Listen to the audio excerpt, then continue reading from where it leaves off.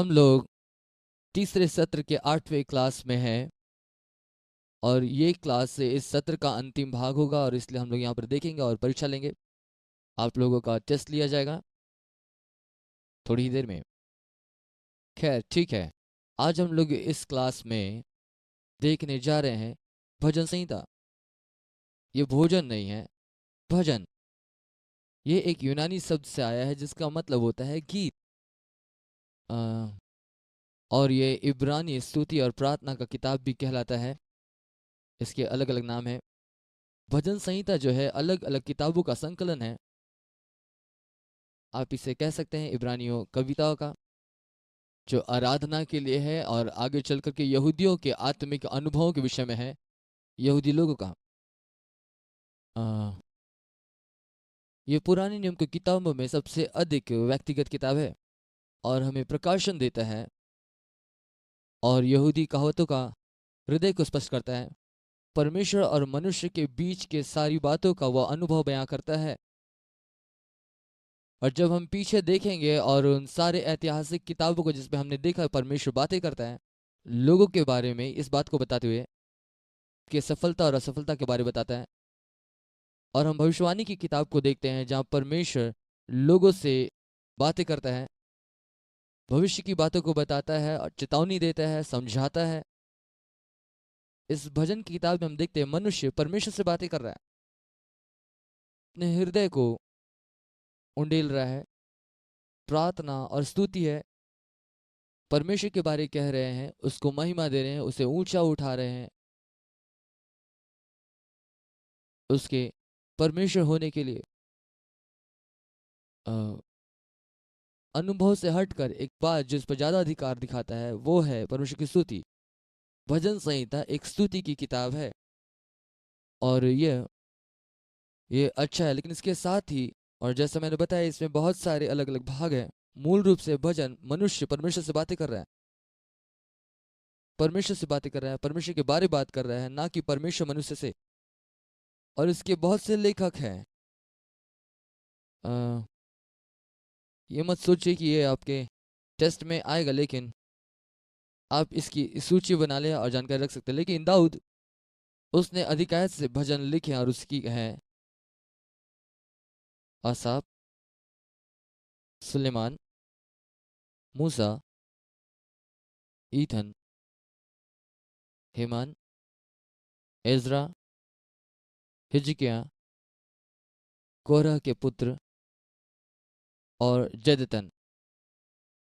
और मैं फिर से कहता हूँ, मैं जैसा मैंने पहले कहा, मुझे नहीं लगता ये आपके टेस्ट में आएगा। ये आपकी जानकारी के लिए। दाऊद, उसने ज़्यादातर भजन लिखे हैं। दाऊद, आसाफ, सुलेमान, मूसा, ईथन, हेमान, एजरा, हिजकिया, कोरह के पुत्र और जदतन। और ये सूची है इनकी, वचन में भी दिए गए हैं। ये उनके लेखक लोग हैं भजन संहिता के। अ, इब्रानी में भजन संहिता को 5 अलग अलग किताबों में बांटा गया है। और पहला किताब मेरे पास यहाँ पर उसकी सूची है, इसलिए हमको ज़रूरी नहीं कि हम इसे पूरा पढ़ते हुए जाएंगे, लेकिन यहाँ पर 5 किताबें हैं जो कि इब्रानी बाइबल में भजन संहिता को 5 भागों में बांटा गया है। लेकिन यदि इसे हम सारांशित करें और इससे पहले कि सही रीति से इस पुस्तक में हम प्रवेश करें, मैं एक बात कहना चाहता हूँ।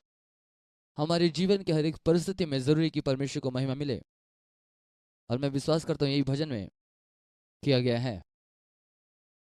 और इसका कारण यह है कि पूर्व में उसकी विश्वासयोग्यता की वजह से जो इस बात को पुख्ता करते कि भविष्य में भी वो विश्वासयोग्य रहेगा, और इसलिए परमेश्वर की महिमा होनी है। और इसलिए भजन पूरी रीति से भरा है, अद्भुत रीति से परमेश्वर की महिमा से।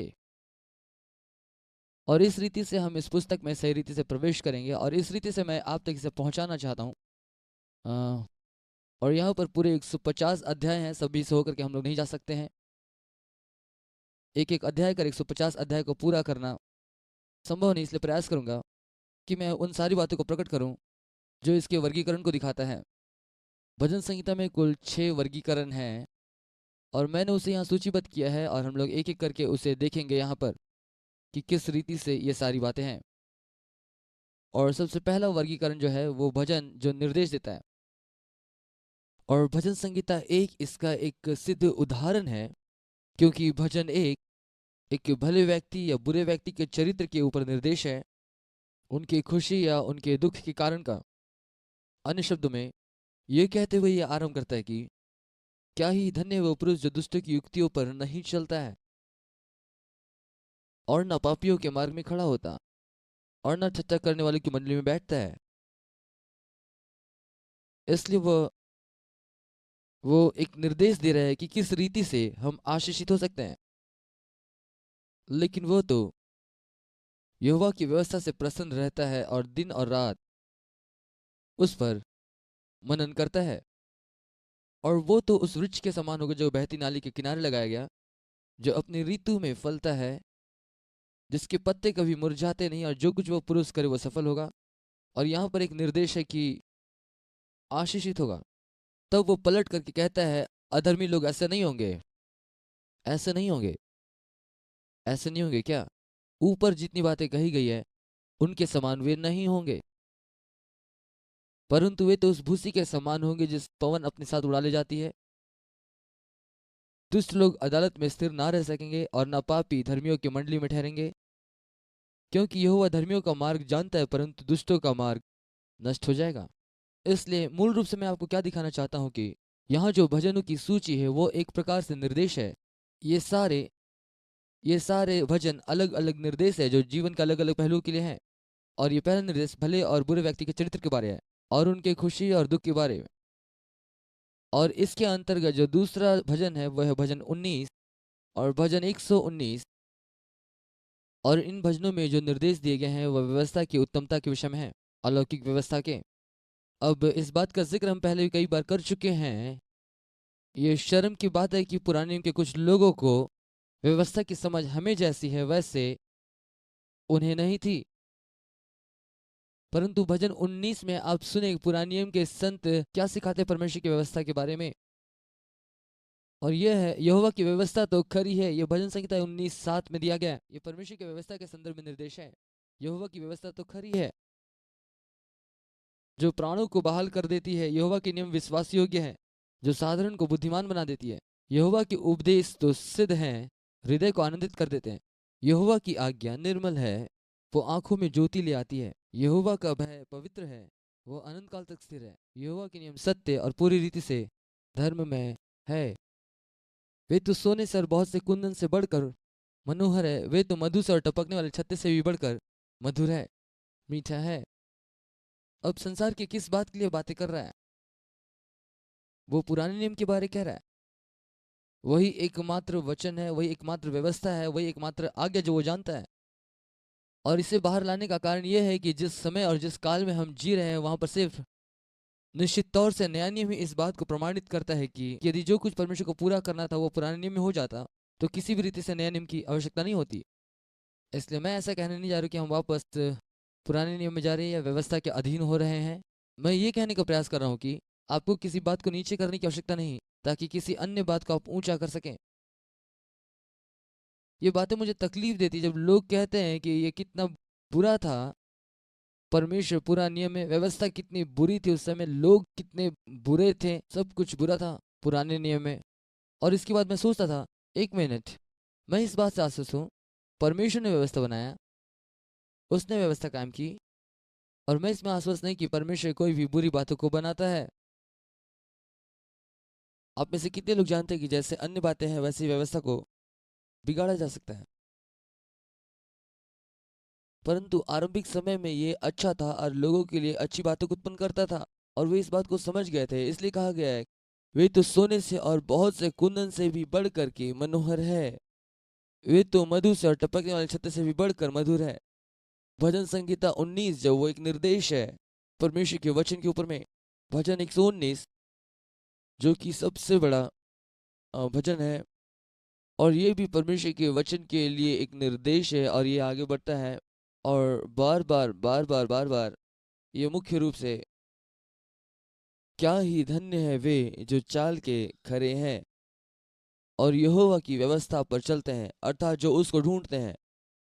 अ, मैंने तेरे वचन को अपने हृदय में रख छोड़ा है कि तेरे विरुद्ध पाप ना करूं।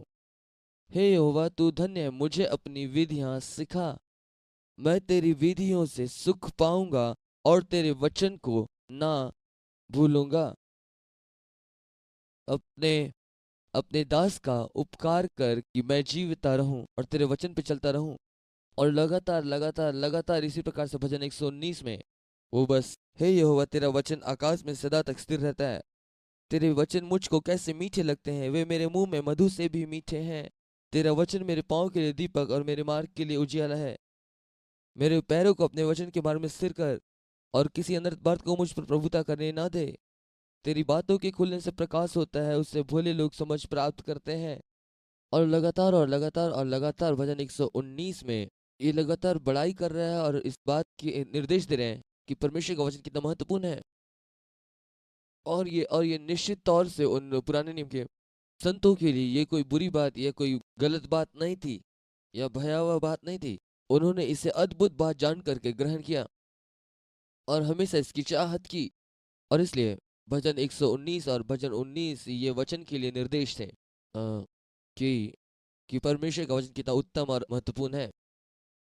भजन 90 यह मुख्य रूप से निर्देश दे रहा है मनुष्य जीवन की व्यर्थता के ऊपर में। और हम आगे देखेंगे और आगे हम इस बात को देखेंगे कि बिना परमेश्वर के सब कुछ व्यर्थ है।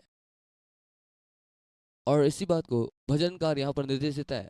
भजन 82 शासकों की जिम्मेदारी के ऊपर निर्देश देता है और भजन 131 ये नम्रता के ऊपर में निर्देश देता है।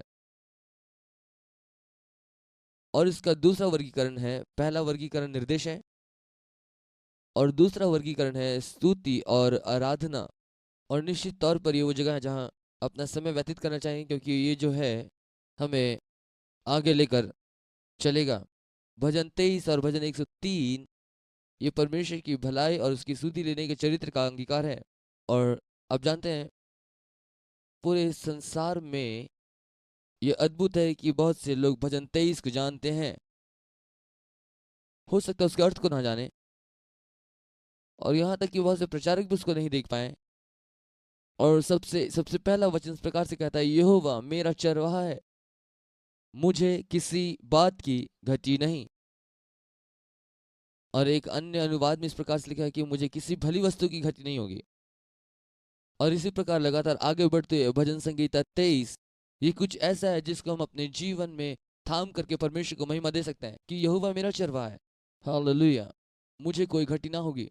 और आगे बढ़ता इस प्रकार से कहता है, वह हरी चराई में मुझे बैठाता है, सुखदाई जल के झरने के पास ले चलता है, मेरा कटोरा उमड़ रहा है, शत्रुओं के सामने मेरे लिए वो मेज बिछाता है।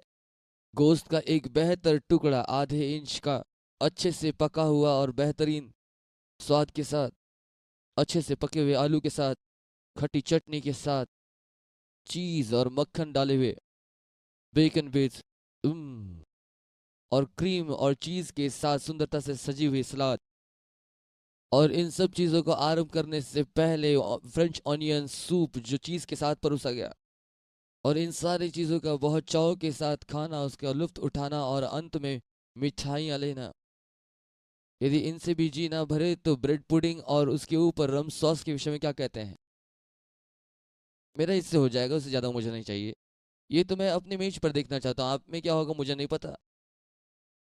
यदि आप वहाँ पे शाकाहारी भोजन खाते हो और वो आपकी मेज में हो, आपके विश्वास के अनुसार तो ऐसा ही हो।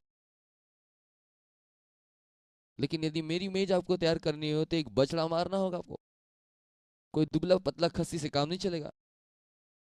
ये छोटी मुर्गी या बतख नहीं, ये छोटी बातें नहीं, मुझे तो अच्छा वाला चाहिए और बेहतरीन वाला, बेहतर तरीके से पका हुआ। लेकिन फिर भजन 103 निश्चित तौर से, हालेलुया, हे मेरे मन यहोवा को धन्य कर, जो कुछ मुझ में है उसके नाम को। हे मेरे मन यहोवा को धन्य कर और उसके किसी उपकार को ना भूलना। वही तो तेरे सब अधर्म को क्षमा करता है, वो तेरे सब रोगों को चंगा करता है, वो तेरे प्राण को नष्ट होने से बचा लेता है, जो तेरे सिर पर करुणा और दया का मुकुट बांधता है। हालेलुया। और मैं आपको बताऊं, ये भजन आपको उठाएगा और ये स्तुति और आराधना के भजन है। इसके बाद भजन 8 और 24 और 136 और 148, ये सब परमेश्वर की स्तुति कर रहे हैं और अंगीकार कर रहे हैं कि परमेश्वर सामर्थी है और उसकी महिमा का बखान कर रहे हैं। और फिर से एक बार वो आपको ऊपर उठाता है। हे यहोवा हमारे प्रभु, भजन 8, क्या ही प्रताप है, तेरा नाम सारी पृथ्वी पर है, तूने अपना वैभव स्वर्ग पर दिखाया है। हालेलुया। बहुत सारी ऐसी बातें हम गाते हैं। हे यहोवा हमारे प्रभु, तेरा नाम सारी पृथ्वी पर कितना ही प्रताप में है। और फिर भजन संगीता 24 हम उसमें से होकर के गुजरेंगे और कुछ एक वचनों को देखेंगे। पृथ्वी और जो कुछ उसमें है यहोवा ही का है, जगत और उसमें निवास करने वाले भी। और उसके बाद ये कहता है, हे फाटकों अपने सिर ऊंचे करो, हे सनातन के द्वार तुम भी खुल जाओ, क्योंकि प्रतापी राजा प्रवेश करेगा। वो प्रतापी राजा कौन है? सेनाओं का यहोवा वही प्रतापी राजा है। और फिर भजन 136, और फिर से एक बार हम देख रहे हैं कि कैसे ये सारे भजन कैसे परमेश्वर की महिमा में एक साथ रखे गए हैं। यहोवा का धन्यवाद करो, क्योंकि वो भला है और उसकी करुणा सदा की है। जो ईश्वरों का परमेश्वर है उसका धन्यवाद करो, उसकी करुणा सदा की है। जो प्रभुओं का प्रभु है उसका धन्यवाद करो, उसकी करुणा सदा की है। क्या आप आश्चर्यचकित नहीं है किस रीति से वो बातें कह रहे हैं? क्या आपको ऐसा नहीं लगता कि लेखक चाहता कि यहाँ पर कुछ हो? उसको छोड़कर कोई बड़े बड़े आश्चर्य कर्म नहीं करता, क्योंकि उसकी करुणा सदा की है। उसने अपनी बुद्धि से आकाश बनाया, उसकी करुणा सदा की है। उसने पृथ्वी को जल के ऊपर फैलाया है, उसकी करुणा सदा की है। उसने बड़ी बड़ी ज्योतियां बनाई, उसकी करुणा सदा की है। और अंत में वो कहता है, स्वर्ग के परमेश्वर का धन्यवाद करो, उसकी करुणा सदा की है। हालेलुया। कितना ही अद्भुत भजन है। और अंत में इसी वर्गीकरण में भजन 148, और यहाँ ये कहता है, यह की स्तुति करो, यहोवा की स्तुति इस स्वर्ग से करो, उसकी स्तुति ऊंचे स्थानों में करो। हे उसके सब दूत उसकी स्तुति करो, हे उसकी सब सेना उसकी स्तुति करो। हे सूर्य और चंद्रमा उसकी स्तुति करो, हे सब ज्योति में तारागण उसकी स्तुति करो। हे सबसे ऊंचा आकाश, आकाश के ऊपर रहने वाले जल, तुम दोनों उसकी स्तुति करो, क्योंकि उसी ने आज्ञा दी है और ये सृजे गए, और उसने उनको सदा सर्वदा के लिए स्थिर किया है, और ऐसी विधि ठहराई जो टलने की नहीं। पृथ्वी में से यहोवा की स्तुति करो, हे मगरमच्छ और गहरे सागर। और इसी प्रकार से आगे बढ़ते हैं। यहोवा के नाम की स्तुति करो, क्योंकि केवल उसी का नाम महान है, उसका ऐश्वर्य पृथ्वी और आकाश के ऊपर है। इसलिए ये भजन इस वर्गीकरण में है जो उसकी स्तुति और महिमा में है। और भजन का जो अगला वर्गीकरण है वो है धन्यवाद देने का। और भजन 18 और 34 जो उसकी दया के लिए धन्यवाद दे रहे हैं व्यक्तिगत तौर से। और फिर से एक बार ये एक प्रकार से उदाहरण है और हम इसको देखेंगे, और हम लोग इसको देखेंगे। हे परमेश्वर, हे मेरे बल, मैं तुझसे प्रेम करता हूँ। यहोवा मेरी चट्टान और मेरा गढ़ और मेरा छुड़ाने वाला, मेरा ईश्वर मेरी चट्टान जिसका मैं शरणागत हूँ, वो मेरी ढाल, मेरी मुक्ति का सिंह और मेरा ऊंचा गढ़ है। मैं यहोवा को जो स्तुति की योग्य है पुकारूंगा। इस प्रकार से मैं अपने शत्रुओं से बचाया जाऊंगा। ये एक गीत के समान लगता है, क्या ऐसा नहीं लगता? इसलिए यहाँ पर हम देखते हैं कि आ, यह एक देख रहे हैं कि उसकी दया के लिए यहाँ पर व्यक्तिगत तौर से धन्यवाद दिया जा रहा है। फिर से एक बार मैं सोचता हूँ कि हाँ मैं कह रहा हूँ, परंतु उसी भजन का 17वां वचन को आप देखें यहाँ, उसने मेरे बलवंत शत्रु से और उनसे जो मुझसे घृणा करते थे मुझे छुड़ाया, क्योंकि वे अधिक सामर्थी थे। मेरी विपत्ति के दिन वे मुझ पर आ पड़े, परंतु यहोवा मेरा आश्रय था। और इसके बाद वचन 19, उसने मुझे निकाल कर चौड़े स्थान में पहुंचाया है, उसने मुझे छुड़ाया, क्योंकि वो मुझसे प्रसन्न था। अब इसका मतलब कि वो मुझसे आनंदित है, लेकिन इनमें से एक ये परिभाषा ये है कि वो मुझ में बहुत बहुत खुश है। और मुझे पढ़ना अच्छा लगता है, उसने मुझे निकाल कर चौड़े स्थान में पहुंचाया, उसने मुझे छुड़ाया है, क्योंकि वो मुझसे प्रसन्न था बहुत बहुत ज्यादा। हालेलुया। तो वो आगे बढ़ता है, हाँ तू ही मेरे दीपक को जलाता है, मेरा परमेश्वर यहोवा मेरे अंधियारे को उजाले कर देता है।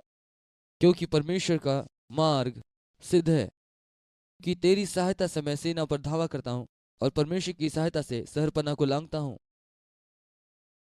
ये भी गीत में इस्तेमाल हुआ है। आप में से कुछ लोग हैं जिनमें हो सकता है कुछ बातें ऊंची होगी, तब आप याद रखें, मैं सेना पर धावा करता हूँ और सरपना लांग जाता हूँ। और यहाँ पर हम धन्यवाद के भजन को देखते हैं। और फिर भजन, इसी वर्गीकरण में भजन 34, कितना ही अद्भुत भजन है ये।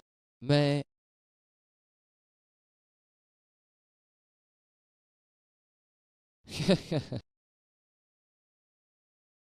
ना, आप मुझे सुना नहीं चाहेंगे। मैं हर समय यहोवा को धन्य कहूँ, उसकी स्तुति मेरे मुख से हो सदा।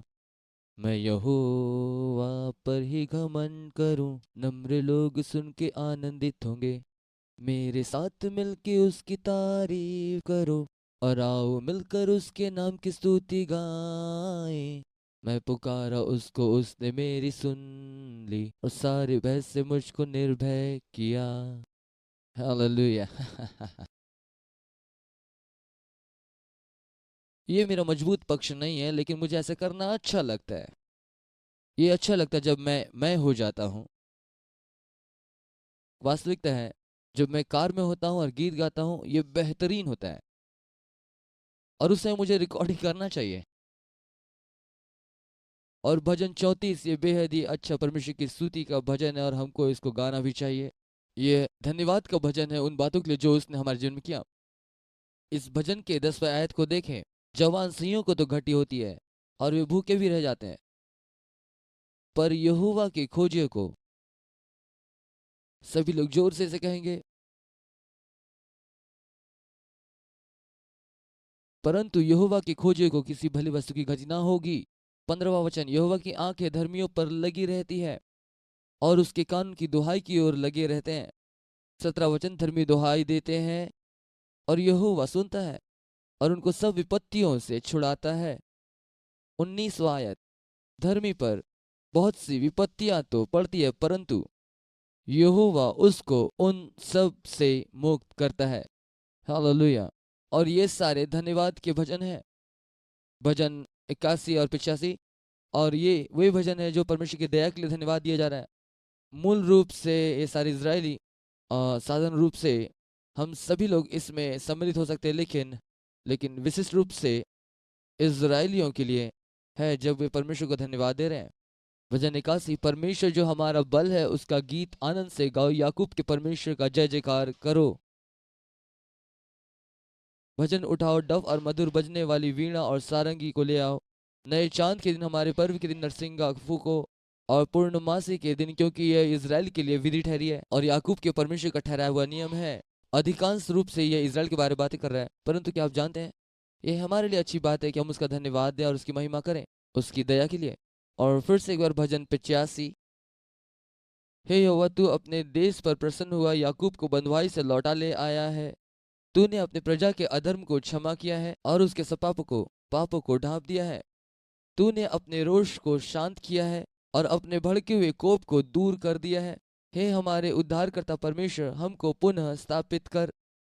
क्या तू हम पर सदा कोपित रहेगा? क्या तू पीढ़ी से पीढ़ी तक कोप करता रहेगा? क्या तू हमको फिर ना जिलाएगा कि तेरी प्रजा तुझ में आनंद करे? हे यहोवा, अपनी करुणा हमें दिखा, और तू हमारा उद्धार कर। और और इसी प्रकार से, ये तो बस उसके दया के लिए उसका धन्यवाद देना है, इजराइल के और सामान्य लोगों के लिए भी। और निश्चित तौर पे सबसे लंबा वर्गीकरण है यहाँ भजन का, जो सूचीबद्ध यहाँ पर किया गया है, जो भक्ति के भजन हैं। और उनमें सबसे पहला समूह है भजन 6, 32, 38, 51, 102, 130 और 143। और ये 7 अपराधी भजन कहलाते हैं। और मूल रूप से ये वैसे भजन हैं जहाँ पर एक दुख या खेद का प्रकटीकरण है अपने पापों के लिए जो प्रभु के विरुद्ध किए। और उनमें से कुछ को हम उदाहरण के तौर पर देखेंगे।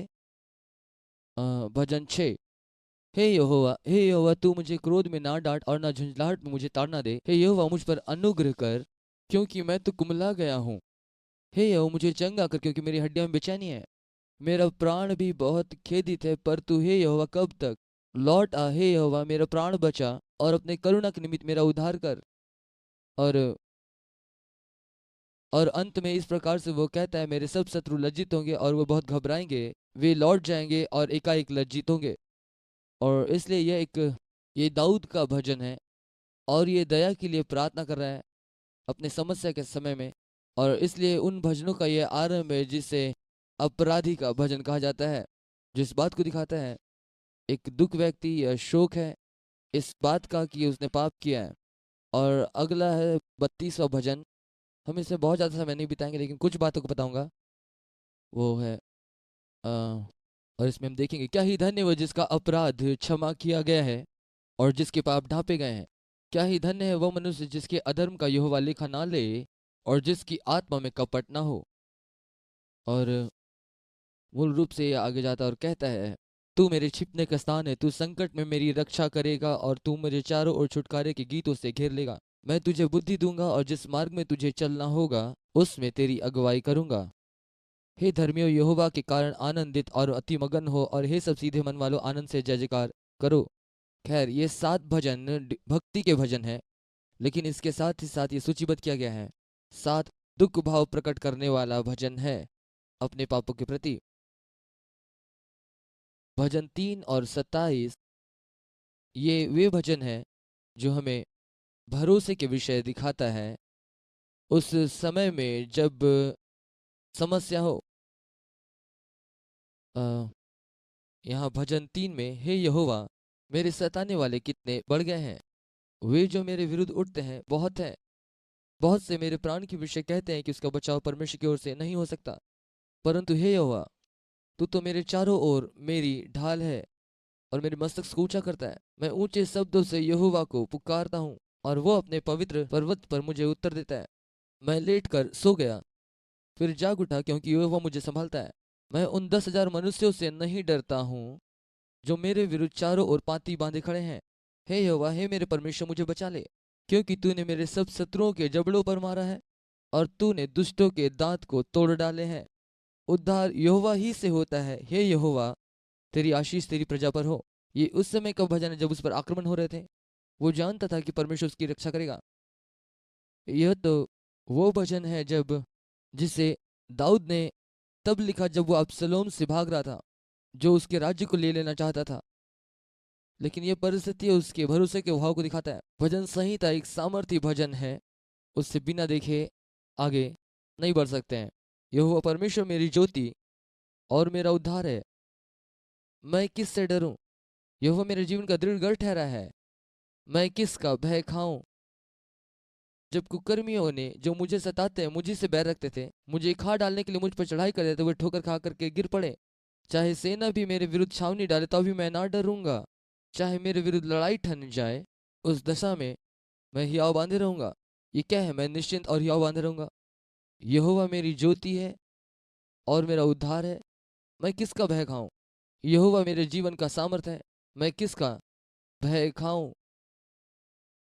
एक वर मैंने यहोवा से मांगा है और उसी की यत्न में लगा रहता हूँ कि जीवन भर में यहोवा के भवन में रहने पाऊं और उसकी मनोहरता को दृष्टि लगाए रखूं और उसके मंदिर पर ध्यान किया करूं। क्योंकि वह तो मुझे विपत्ति के दिन अपने मंडप में छिपा लेगा, अपने तंबू के गुप्त स्थान में वो मुझे छिपा लेगा और मुझे चट्टान पर चढ़ाएगा। वो चट्टान कौन है? और बड़ा सामर्थ्य वचन 8 वचन, तूने कहा मेरे दर्शन के खोजी हो, इसलिए मेरा मन कहता है हे यहोवा तेरे दर्शन का खोजी रहूंगा। 11वां वचन, हे यहोवा अपने मार्ग में मेरी अगुवाई कर और मेरे द्रोहियों के कारण मुझे चौरस रास्ते पर ले चल। यदि मुझे विश्वास ना होता तो जीवित की पृथ्वी पर यहोवा की भलाई को देखूंगा तो मैं मूर्छित हो जाता। यहोवा की बाट जो तरह हियाव बांध और तेरा हृदय दृढ़ रहे। हाँ, यहोवा की बाट जोता रह। फिर से अगर भजन 3 और भजन 27 ये विपत्ति के समय में परमेश्वर पर भरोसे को दिखाता है। भजन संहिता 13 और 77वां भजन, ये जो है चरम निराशा का एक भाव है, यद्यपि कि वहां कोई आशा नहीं है। भजन 77 एक आ, अच्छा भजन है देखने के लिए, और ये कहता है, मैं परमेश्वर की दुहाई चिल्ला चिल्ला करके दूंगा। मैं परमेश्वर की दुहाई दूंगा और वो मेरी ओर कान लगाएगा और सुनेगा। अब देखिए यहाँ पर पहले 6 वचन, जो इस विषय में कह रहा है कि परमेश्वर को ढूंढे। तब आगे 8 और 9 वचन, 7, 8 और 9 वो उससे पूछ रहे हैं। और फिर 10, 11 और 12 वचन और वो उसे हम देखते हैं पा जाता है। इसलिए वो ढूंढता है, पूछता है और वो पाता है। और यहाँ पर एक भाव है, अ, वो निराश है लेकिन बिना उम्मीद के नहीं है। और इसका जो पहला भाग है वो है मैं और मैं। लेकिन आखिरी भाग बदल जाता है और कहता है मैं यहोवा के कामों को याद करूंगा, निश्चित मैं तेरे बड़े कामों को सोचूंगा, मैं तेरे कामों पर मन करूंगा और तेरे बड़े कामों को सोचूंगा। ठीक है। इसके बाद भजन 4 और 28 और 120। यह अति पीड़ा के समय में प्रार्थना है। और जरूरत नहीं कि सबको देखें, हम एक ही देखेंगे। वचन भजन 28। हे यहोवा मैं तुझी को पुकारूंगा, हे मेरी चट्टान, मेरी सुनी अनसुनी ना कर। ऐसा ना हो कि तेरे चुप रहने से मैं कब्र में पड़े हुए के समान हो जाऊं। जब तक मैं तेरी दुहाई दूं और तेरे पवित्र स्थान के भीतरी कोठरी की ओर अपना हाथ उठाऊं, उन दुष्टों और अनर्थकारियों के संग मुझको ना घसीट। उन दुष्टों के साथ अ, हे यहोवा अपनी प्रजा का उद्धार कर, अपने निज भाग के लोगों को आशीष दे, उनकी चरवाही कर। यहाँ भजन 4 में, 28 में और 120 में कठिन निराशा और परेशानी के समय की ये प्रार्थना है। फिर भजन 42, ये प्रार्थना है जब लोगों को मना कर दिया गया था कि वे आराधना ना करें। सताओं के समय में भजन संहिता 42 कहता है, जैसा हिरनी नदी के जल के लिए हाँफती है, वैसे ही है परमेश्वर तेरे लिए हाँफता हूँ। हाँ, परमेश्वर का मैं प्यासा हूँ, जीवित परमेश्वर का। मैं कब जाकर परमेश्वर को अपना मुंह दिखाऊं? मेरे आंसू दिन और रात मेरा आहार हुए हैं। 11 वचन, हे मेरे प्राण तू क्यों गिरा जाता है, तू अंदर ही अंदर क्यों व्याकुल है? तू क्यों व्याकुल है? परमेश्वर पर भरोसा रख, वो मेरे मुख की चमक है। मैं फिर उसका धन्यवाद करूंगा, अपने परमेश्वर का। और इसलिए, और ये वे प्रार्थनाएं हैं जब उनको आराधना करने नहीं दिया जाता था सामान्य तौर से, वे तब भी परमेश्वर की बातों को स्मरण करते थे। भजन 44, ये भी एक प्रार्थना है उस समय जब उनके ऊपर सताव हो रहा था और इस समय में परमेश्वर से सुरक्षा मांग रहे थे। 5वां वचन कहता है, तेरे सहारे से हम द्रोहियों को धकेल कर गिरा देंगे, तेरे नाम के प्रताप से हम विरोधियों को रौंदेंगे जो हमारे विरुद्ध उठ खड़े हुए हैं। क्योंकि मैं अपने धनुष पर भरोसा ना रखूंगा और न अपने तलवार के बल से बचूंगा, परंतु तू ही हमको द्रोहियों के हाथ से बचा और हमारे बैरियों को निराश और लज्जित किया है। हम परमेश्वर की बड़ाई दिन भर करते रहते हैं और सदैव तेरे नाम का धन्यवाद करेंगे। और यहाँ पर भजन 44 हम देखते हैं ऐसे समय में प्रार्थना जब काफी सताव है। भजन संगीता 20 और भजन 67, ये मध्यस्थी की प्रार्थना है। और यहाँ परमेश्वर दया दिखाता है। भजन 67, परमेश्वर हम पर अनुग्रह कर और हमें आशीष दे, वह हम पर अपने मुख का प्रकाश चमकाए, जिससे तेरी गति पृथ्वी पर और तेरा किया हुआ उद्धार सारी जातियों पर जाना जाए। हे परमेश्वर, देश देश के लोग तेरा धन्यवाद करें, राज्य राज्य के लोग आनंद करें और जय जयकार करें, क्योंकि तू देश देश के लोगों का न्याय धर्म से करेगा और पृथ्वी के राज्य राज्य के लोगों की अगुवाई करेगा। हे परमेश्वर, देश देश के लोग तेरा धन्यवाद करें। भूमि ने अपनी उपज दी है, परमेश्वर जो हमारा परमेश्वर है उसने आशीष दी। परमेश्वर हमको आशीष देगा, पृथ्वी के दूर दूर देशों के लोग उसका भय मानेंगे। फिर जो अगला वर्गीकरण है, भजन का जो अगला वर्गीकरण है वो है मसीहानिक भजन। और ये वही भजन है जो कहता है कि यीशु ही मसीह है। इनमें से 3 वे चरवाहे के बारे कहते हैं।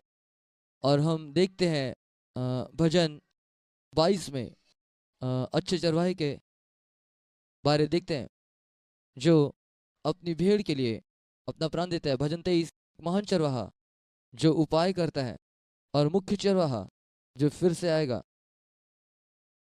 लेकिन इन भजनों में, और यहाँ जो सूचीबद्ध की गई है, भजन 2 और भजन 16, भजन 22, भजन 40, भजन 45, 72 भजन और 110वां भजन, अ, भजन संगीता 16 उसका प्रेरितों के काम दूसरे अध्याय में पढ़ सकते हैं। भजन 40 को आप इब्रानी 10 में पढ़ सकते हैं। और भजन संहिता 45 को इब्रानी 1 में पढ़ सकते हैं। और ये वो सारे भजन हैं जो कि मसीहा की भविष्यवाणी कर रहा है। आइए इनमें से कुछ को देखेंगे हम, ताकि हम मंच को तैयार करें। और ये तो भविष्यवाणी है उन चुने हुए लोगों के विषय में।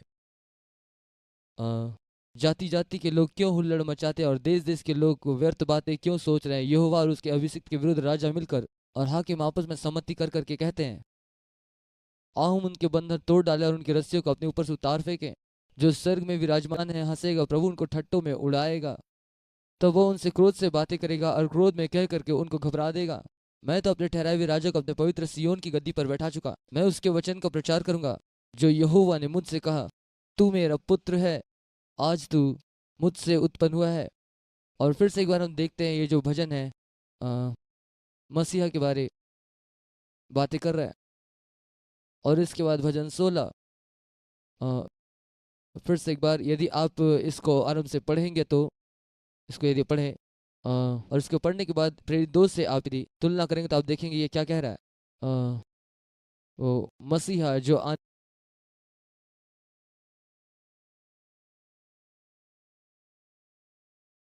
वाला है। और अंततः जो अंतिम वर्गीकरण है वो है ऐतिहासिक भजन। और भजन 78, 105 और 106। और भजन 78 वो मूल रूप से उन सारी बातों को दोहरा रहा है। वो सारी बातें जो घटित हुई इज़राइल में जब वे लोग वहां से निकले। और इसके साथ ही ये बताता है कि कैसे परमेश्वर के लिए उपाय किया। लेकिन आइए हम लोग देखेंगे वचन 19 में, वे परमेश्वर के विरुद्ध बोले और कहने लगे कि क्या परमेश्वर जंगल में मजे ले सकता है। उसने चट्टान को मार के जल बहा तो दिया और धाराएं उमड़ पड़ी, परंतु क्या वह रोटी भी दे सकता है क्या। क्या हुआ अपने प्रजा के लिए मांस भी उपलब्ध करा सकता है। क्या आप जानते हैं ये तो वो संदेश है जो मैं कई वर्षों पहले प्रचार किया था। मेरी सबसे पहली यात्रा इंग्लैंड में मेरे ख्याल से 1991 में। और मैं एक सेवक के साथ वहाँ गया था जिसने इसकी योजना बनाई थी। और मैं सोच रहा था कि मैं उसका साथ देने के लिए वहाँ जा रहा हूँ।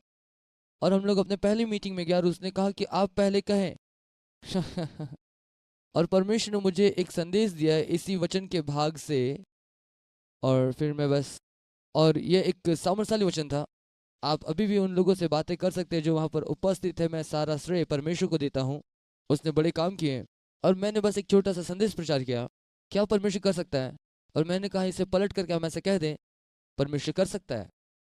आप अपने जीवन से होकर के चलते और ऐसी परिस्थिति को देखते हैं और सवाल करते हैं क्या परमेश्वर कर सकता है, हम पहले ही जवाब जानते हैं, वो कर सकता है। और ये सच में एक बहुत बड़ी भिन्नता को लेकर के आती है जब हम इसे पलट देते हैं, क्या परमेश्वर कर सकता है, हाँ परमेश्वर कर सकता है। और और ये कितना ही सामर्थ्यशाली सत्य है। कुछ वर्षों पश्चात और मुझे ये सौभाग्य मिला कि मैं कुछ मिशनरियों से बातें कर सकूं हॉलैंड में। और मैंने इस संदेश को थोड़ा सा और बढ़ा दिया क्योंकि ये बहुत ही बड़ा सत्य है। और मैंने इसे मिशनरी को प्रचार किया और उनसे कई वर्षों तक मुझे पत्र मिलते रहे उन मिशनरियों से जिसने इस संदेश से प्रेरणा पाया और उत्साहित हुए उन बातों को करने के लिए जो जिसके लिए परमेश्वर ने उसे बुलाया। और इसके बाद मेरा एक मित्र जिसके साथ मैं एक बार ट्रिप में था, उसने एक पुस्तक लिखी मेरे संदेश का इस्तेमाल करके और मेरे चर्च में आया और कहा कि तुमने इस संदेश को सुनना होगा, लेकिन मैं उसमें कुछ और बातों को जोड़ करके कहना चाहता हूँ। मेरा ही संदेश मेरे कलीसिया में, और ये उतना अच्छा नहीं था जितना मेरा। पर मैंने उसे ऐसा सोचने दिया, ठीक है हाँ ठीक है। और निश्चित तौर पर ये भजन 78 था जिसने एंड्रू को प्रभावित किया। और 41 वचन, वे बार बार परमेश्वर की परीक्षा करते थे और इज़राइल के पवित्र को खेदित करते थे। कितने सामर्थ्यशाली सच्चाई है यहाँ। और हम अपनी छोटी सोच से परमेश्वर को सीमित कर देते हैं। और मूल रूप से परमेश्वर हम सभी से कह रहे हैं हमें अपने दर्शन को बढ़ाना है। कितने बड़े परमेश्वर की सेवा कर रहे हैं। कई बार जब हम बाइबल पढ़ते हैं हम इसे नहीं पहचानते। देखिए वो कितना महान और कितना अगम्य सामर्थ्य है हमारा परमेश्वर। क्या आप जानते हैं बहुत से लोग सोचते हैं अदन की वाटिका, क्या सोचते हैं कितना बड़ा होगा। ये 10 गुना 10 का प्लॉट होगा या फिर एकड़ में होगा? आपका परमेश्वर कितना बड़ा है। और जैसा जैसा आप आगे बढ़ेंगे आप इस बात को देखेंगे कि कितना बड़ा है आपका परमेश्वर। और अब जानते हैं, अपनी दृष्टि में आप उसको अगम्य देखें, और जितना बड़ा आप विश्वास करेंगे उतना बड़ा आपका परमेश्वर होगा। इसलिए यहाँ पर अपने संदेश को और भजन की किताब को समाप्त करेंगे। और जैसा मैंने कहा, यहाँ 150 अध्याय हैं, और जैसा इसे क्लास में लाया गया और समाप्त करने पर हैं। और मैं चाहता हूँ कि हमें से हर एक लोग अपना बाइबल ले लें। मैं चाहता हूँ कि आप खड़े हो जाएं, और मैं चाहता हूँ कि आप भजन 150 निकाल लें।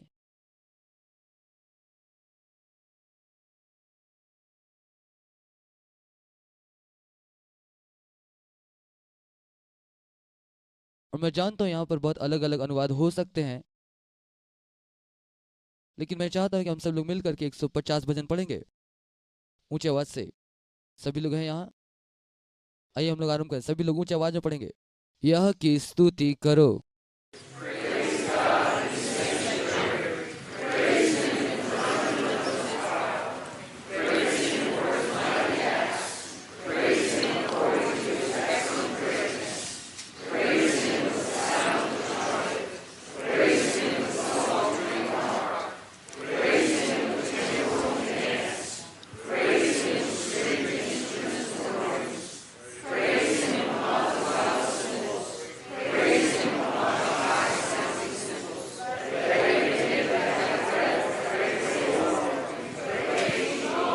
कोई है जो सांस ले रहा है?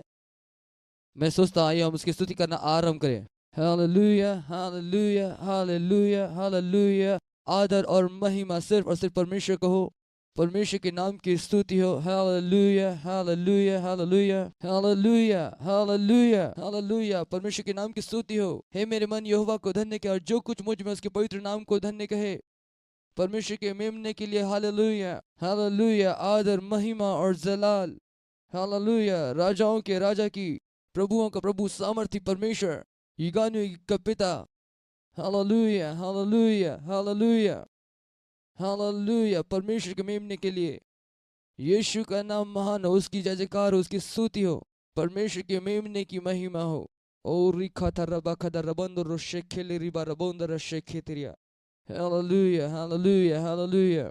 रिखा था रखोई था रबा रिखे थे रिखो तो रशे बेदरिया। प्रभु हम तेरी जय जयकार करते, तेरी स्तुति करते, तेरी महिमा हो, तेरी स्तुति हो, स्तुति हो, स्तुति हो। हालेलुया, उस मेमने को। हालेलुया, उस मेमने को आदर और महिमा। पवित्र, पवित्र, पवित्र प्रभु परमेश्वर सर्व सामर्थी, जो था, जो है और जो आने वाला है। पवित्र है परमेश्वर। Hallelujah, hallelujah, hallelujah, hallelujah. प्रभु जी हम तेरे नाम की स्तुति और बड़ाई करते हैं राजा। ओ रिखा था रखई दर बोदो रुब शिखिली रिबा वंदर मरिया दर्श रिखा था रखो तो रिया रिदोरोशेला रखिथरो ऐसे। हर कोई जिसमें सांस है वो उसकी स्तुति करे। परमेश्वर की स्तुति हो। आमेन।